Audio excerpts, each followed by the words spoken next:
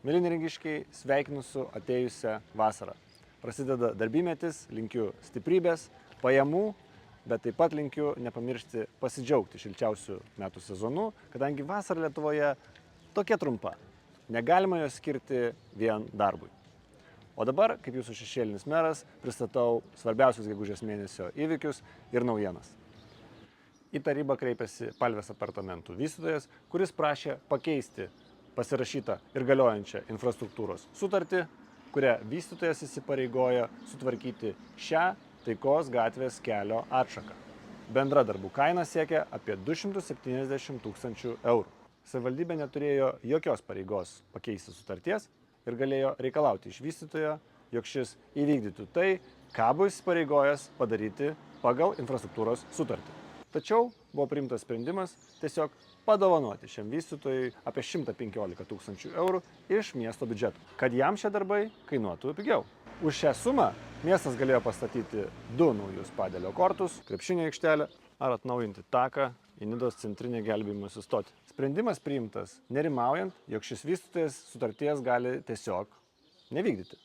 Pamirštant, jog sudaryta sutartis turi įstatymo galią ir yra priversinai vykdomas dokumentas, už kurio nevykdymą gresia įstatyme numatytos sankcijos. Verta paminėti, jog tai yra tas pats vystytojas, kuris pastatė komercinės paskirties pastatą prie centrinio pliažo, vilų kvartalą prie marių, kur legenda byloja apie girtą traktoristą, neva išgriovusi pastato sieną, taip atsirandant galimybę išplėsti jo kvadratūrą, bei ruošiasi statyti 57 butų kompleksą buvusių pionierių namų teritorijoje.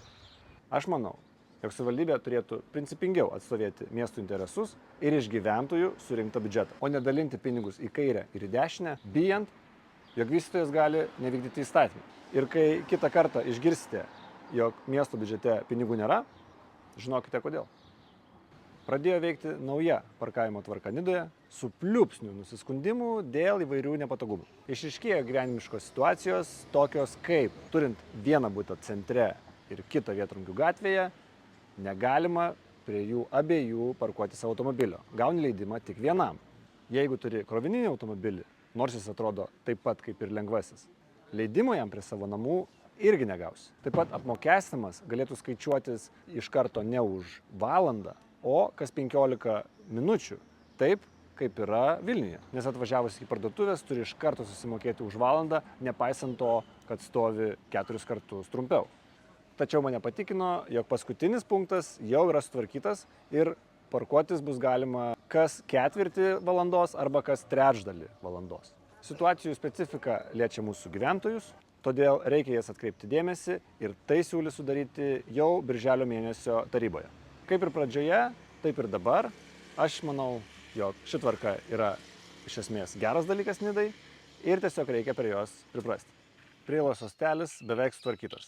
Pontoninis molas atstumtas į vandenį, pastatytas naujas tiltelis, pritvirtinti švartavimosi pirštai ir lieka tik tais išlaisvinti slipą nuo smėlio. Smėlį nukasti nėra problemos. Klausimas, kur jį padėti. Į šį klausimą gali padėti atsakyti Kuršių Nerijos nacionalinis parkas, kurio atsakymo mes ir laukime. Hostelis iš esmės jau funkcionuoja ir ačiū paslaugos Neringai už atliktą darbą ir bendradarbiavimą.